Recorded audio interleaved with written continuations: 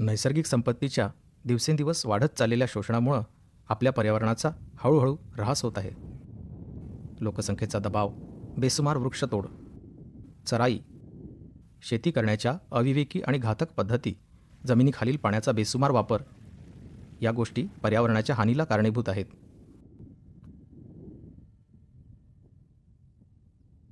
झाडे झुडपे नसलेल्या अशा उघड्या परिसरातील पावसाचं पाणी न मुरताच वाहून जातं. झाडांच्या वाढीला अत्यंत आवश्यक असा मातीचा मौल्यवान थरही आपण या पाण्याबरोबर गमावतो. जमिनीच्या वरील भागातील सकस माती वाहून गेल्यानं तिथं झाडं उगवत नाहीत. झाडं नसल्यानं पाणी वाहून जातं, त्याबरोबर मातीही वाहून जाते. असं हे दुष्ट चक्र आहे. सुरुवातीला अर्थातच आम्ही सहकारी संस्था, भूविकास बँक, महाराष्ट्र राज्य सहकारी बँक यांच्याबरोबर काम करत होतो. लहान शेतकऱ्यांकरिता विहिरी बांधण्याचं काम जास्त होतं. त्यावेळी जमिनीखालच्या पाण्याची पातळी 20 ते 30 फूट होती. मग ती 80 फुटांवर गेली.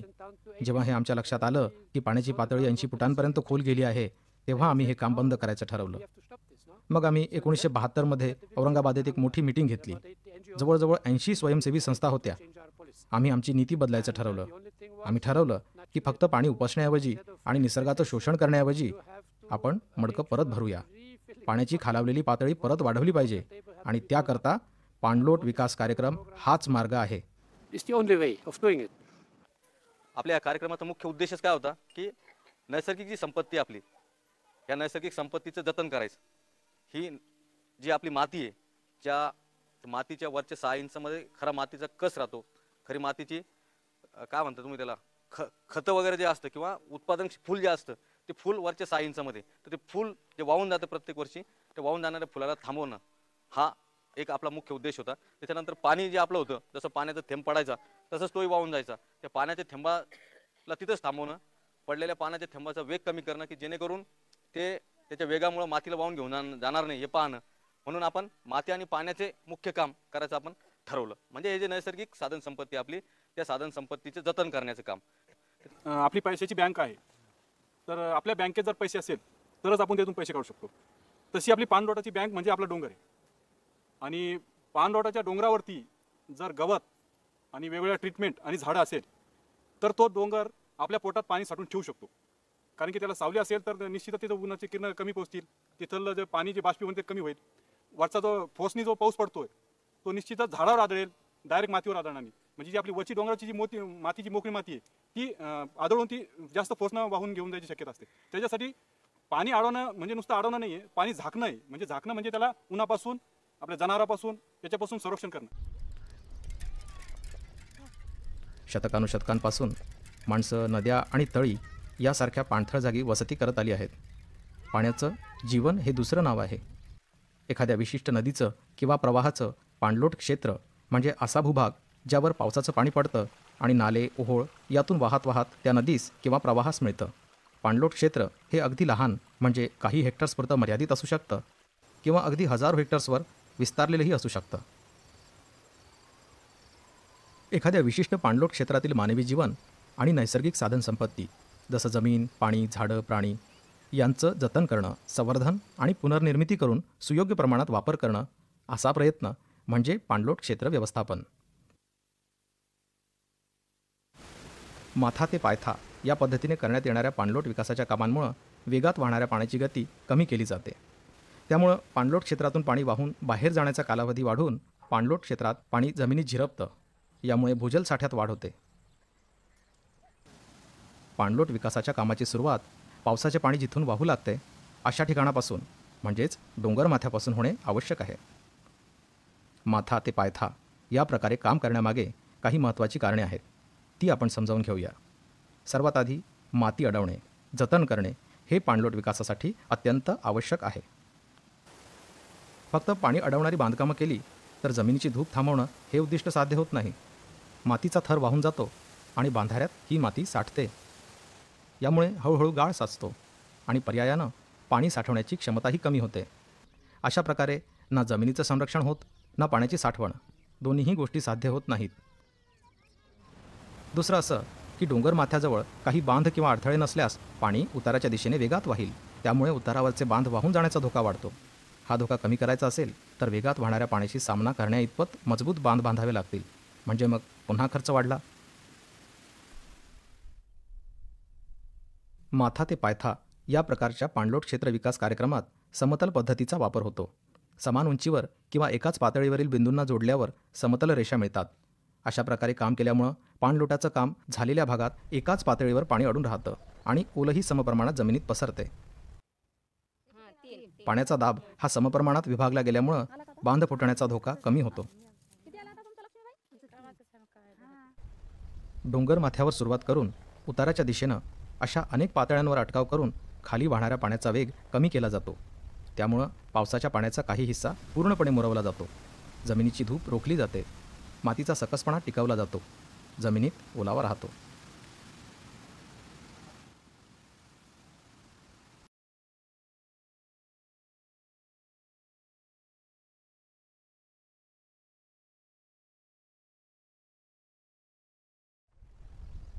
समतल रेषेलगत खणलेल्या मोठ्या आकाराच्या चराला जलशोषक चर असं म्हणतात.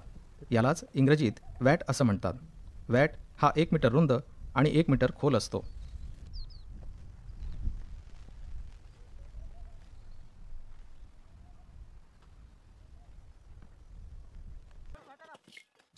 पावसाचं पाणी अडवून जमिनीत झिरपण्यासाठी आणि जोरात वाहणाऱ्या पाण्याचा वेग रोखण्यासाठी सलग समतल चर खणले जातात.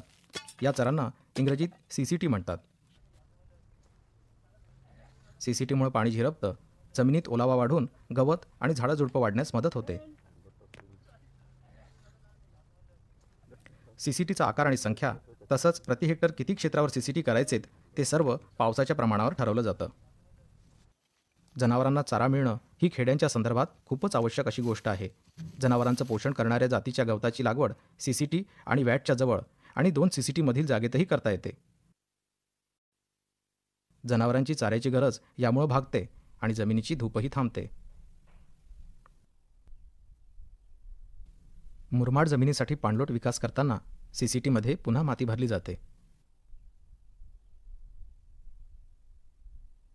त्यानंतर आपण CCT खोदल्यानंतर त्या ठिकाणी रिफिलिंग करणार आहोत. रिफिलिंगमध्ये आपण असा आपला डोंगर आहे, तर असं आपलं एक 30 सेंटीमीटर रुंदीचं आपण जी CCT केलेली आहे तिच्या वरच्या बाजूला आपण जवळपास 1 मीटरपर्यंत खोदकाम करून ती खोदकाम केलेली पूर्ण माती आपण इथं भरून या ठिकाणी जवळपास 45 ते 60 सेंटीमीटर मातीची खोली येईल अशा पद्धतीने आपण मातीचं भर करणार आहोत आणि याच्या सेंटरला आपण अशा पद्धतीने इथं झाडं लावणार आहोत. डोंगर माथ्याकडच्या बाजूची चांगली माती CCTमध्ये भरून त्यावर वृक्ष लागवड केल्यामुळं ही रोपं चांगली रुजतात. मातीत हवा चांगली खेळते. छोट्या रोपांच्या मुळांना वेटोळी पडत नाहीत. त्याचबरोबर कोरडवाहू प्रदेशातही जमिनीत ओलावा राहतो, जो झाडांच्या वाढीला खूप उपयोगी असतो. पावसाच्या पाण्यानं वाहून आलेली माती CCTमध्ये साठते. अशा मातीनं भरलेल्या CCTवर गवत, रोपं आणि झुडपं लावली जातात. सर्वसाधारणपणे ही स्थानिक जातींची असतात. यापासून जळण, चारा, फळं, लाकूड अशा प्रकारे घरगुती गरजाही भागू शकतात. ज्या भागात जमिनीवरील मातीचा थर जाड नसतो तिथं कुरणं तयार केली जातात. ज्या ठिकाणी मातीची खोली आहे आपल्याला तिथं CCT 30 सेंटीमीटरपर्यंत ढीग होऊ शकते. अशा ठिकाणी अशा पद्धतीने आपण उताराच्या विरुद्ध दिशेने आणि एकाच लेवलवरती या अशा CCT केलेल्या आहेत. ज्या ठिकाणी माती उपलब्ध नाही त्या ठिकाणी आपण दगडांच्या सहाय्याने असं स्टोन बंडिंग करणार आहोत. खालच्या साईडला जिथं जिथं आपला दगडाचा पॅच आहे तिथं आपण दगडाच्या सहाय्याने अशी स्टोन बंडिंग केलेली आहे. समतल बिंदूंचा संदर्भ घेऊन संपूर्ण भागात उताराच्या दिशेच्या काटकोनात दगडी बांध घालतात. दगडी बांधांमुळं वाहणाऱ्या पाण्याचा वेग रोखला जातो. ज्या भागातील माती वाहून गेली आहे त्या ठिकाणी असे दगडी कट्टे बांधले जातात. दगडी बांध हे सुपीक आणि नापीक अशा दोन्ही प्रकारच्या जमिनीसाठी उपयोगी असतात.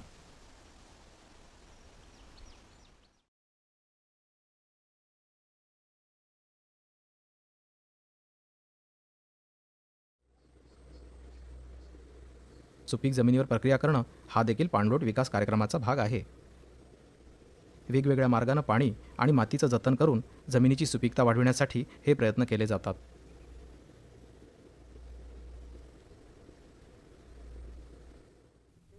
सपाट शेतजमिनी असलेल्या प्रदेशात शेतातील बांध उपयोगी पडतात.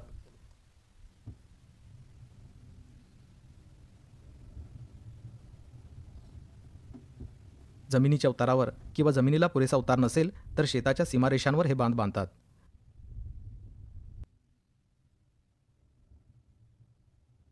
जमीन उंच सखल असली किंवा वेडीवाकडी असली तरी या बांधांची वरची बाजू सपाट असणे आवश्यक असते, कारण त्यामुळं पाणी थोपवण्यास मदत होते. बांधांवर गवत आणि इतर झाडं लावल्यास बांधांचं आयुष्य वाढतं. त्याचबरोबर शेतकऱ्याला जास्तीचं उत्पन्नही मिळू शकतं. समतल रेषेलगत उभारलेल्या मातीच्या बांधाला समतल बांध असं म्हणतात.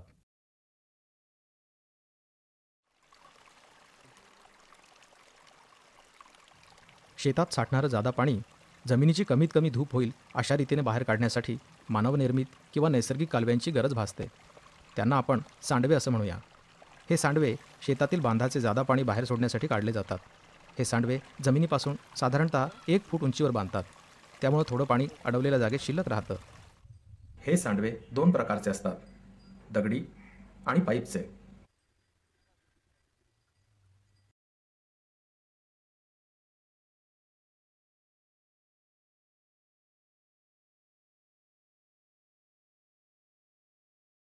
डोंगर माथ्यापासून सुरुवात करून पायथ्यापर्यंत जागोजागी पाणलोटाची कामे केल्यामुळे पाणी जागोजागी अडवलं जातं. पाणलोटांच्या कामांच्या या मालिकेमधून वाजवीपेक्षा जास्त पाणी वाहून जातं, जे एव्हाना संथपणे वाहत असतं आणि त्यामुळं सर्व पाणलोट क्षेत्रावर ते पाणी एकत्र होतं आणि मुरतं. अशा प्रकारे मोठ्या प्रमाणात आणि झपाट्याने भूजलाचे पुनर्भरण होते आणि पाण्याची पातळी उंचावते. गली प्लग्स हे सामान्यतः आसपास मिळणाऱ्या दगडगोट्यांपासून तयार करतात. गली प्लग्स मजबूत होण्यासाठी त्यावर गवत किंवा झुडपं लावणं आवश्यक आहे. गली प्लग्समुळे घळींची रुंदी वाढण्यास प्रतिबंध होतो. मुख्य म्हणजे मातीची धूप थांबते. नाल्याच्या तळाच्या भागात उतारावर मातीचे बांधारे बांधले जातात. वाजवीपेक्षा जास्त असलेल्या पाण्याला बाहेर काढण्यासाठी मातीच्या बांधाऱ्यांच्या कोणत्याही एका बाजूला सांडवे ठेवतात. त्यामुळं हे पाणी मातीची धूप न होईल अशा वेगानं बाहेर वळविलं जातं. घळी जेव्हा बऱ्यापैकी मोठ्या असतात तेव्हा छोट्या मातीच्या बांधाऱ्यांऐवजी दोन्ही बाजूंनी उतार असलेले लूज बोल्डर स्ट्रक्चर्स बांधतात. गॅबियन स्ट्रक्चर हे लूज बोल्डर स्ट्रक्चरसारखंच असतं, पण स्ट्रक्चरचा टिकाऊपणा वाढविण्यासाठी दगड जाळीत घट्ट बसवतात. ज्या ठिकाणी सांडवे असलेले नाला बांध बांधता येत नाहीत किंवा चेकडॅम बांधण्यासाठी पाया खणण्याइतकी जागा नसते, अशा ठिकाणी गॅबियन स्ट्रक्चर्स बांधतात. गॅबियन स्ट्रक्चर खरं म्हणजे गाळ साठवण्यास उपयुक्त असतं अशी पूर्वीपासूनची संकल्पना आहेच, परंतु काही चांगले बदल करून, जसं काँक्रीटची भिंत बांधणे, गॅबियन स्ट्रक्चरच्या भिंतींना गिलावा करणे, हे स्ट्रक्चर पाणी साठवणीसाठीही उपयोगात आणता येऊ शकतं. नाल्या घळ्यांवर जरुरीप्रमाणे लांबी रुंदी ठरवून घातलेल्या मातीच्या बांधाला नाला बांध म्हणतात. याचा मुख्य उद्देश वाहणाऱ्या पाण्याला रोखून एक छोटा जलसाठा तयार करणे हा आहे. या बांधाला पावसाचे अतिरिक्त पाणी वाहून जाण्यासाठी नेहमीच सांडवे ठेवले जातात. अशा प्रकारे पावसाचे पाणी काही काळ रोखून जमिनीतील पाण्याचा साठा वाढण्यास मदत होते. नाला बांध हे नाला घळ्यांच्या प्रवाहावर नियंत्रणाचे काम करतात. जमिनीची होणारी धूप थांबवतात. यामुळं घळ्या रुंदावत नाहीत. बंधारे किंवा छोटी धरणं दगड, विटा, सिमेंट इत्यादींचा वापर करून बांधली जातात. ज्या ठिकाणी मातीचे नाला बांध घालणे शक्य नसते अशा जागी बंधारे घालतात. त्यामुळं वाहून जाणाऱ्या पाण्याचा वेग कमी होतो आणि जमिनीखालील पाण्याच्या साठ्यात भर पडते.